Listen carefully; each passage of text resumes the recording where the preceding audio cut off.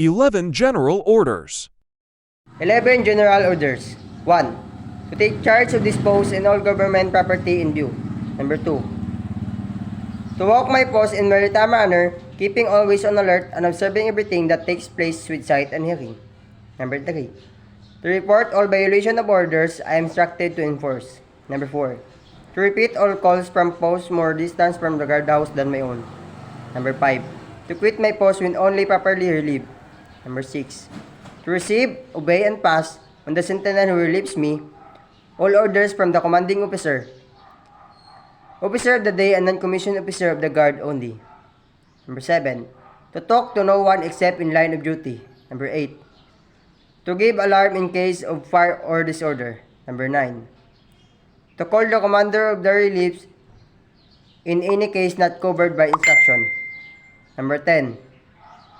To salute of all officers of colors in standard not case. Number 11.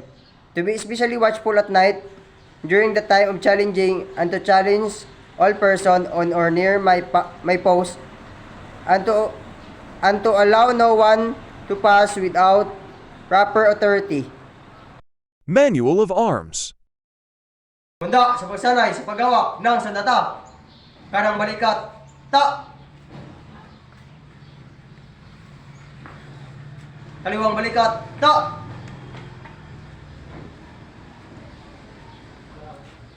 Agap. Ta! Baba. Ta! Sisat. Ta! Agap. Ta! Baba. Ta! Tangal. Ta! Baba. Ta! Tikas. Yo. Duwag. Do.